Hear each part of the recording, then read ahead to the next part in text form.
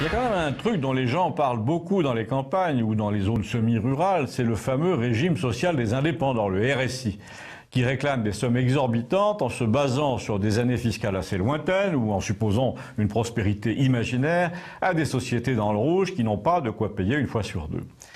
Mais le truc incroyable, comme me le disait récemment l'un de mes amis candidats aux élections législatives et qui dirige une petite société de distribution de matériel médical, le plus incroyable, c'est qu'il s'agit d'un organisme qui pressure les artisans pour aller trafiquer l'argent de leur protection sociale ensuite avec les mutuelles parce que c'est un organisme privé. Privé, ça veut dire quoi ?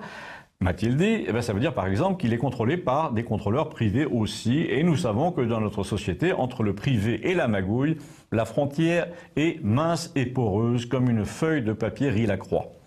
Donc, l'argent que réclame le RSI, et qui représente pour certains une fortune, est toujours calculé très large. Mais on vous dit ça n'a pas d'importance puisqu'on vous le rembourse si vous avez trop payé.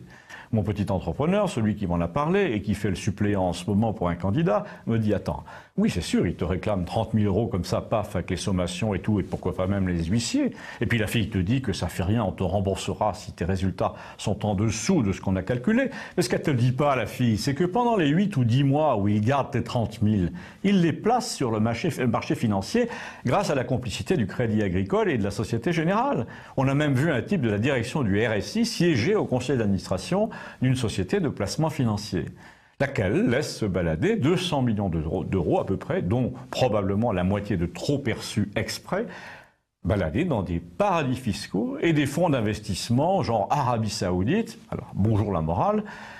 Attends, mais je lui ai dit, en commandant une deuxième bière, ça voudrait dire que l'argent du menuisier furieux d'avoir dû payer le double de ce qu'il pensait devoir à l'État, cet argent se balade aux Caraïbes pour essayer de faire du 20% sur des produits financiers douteux.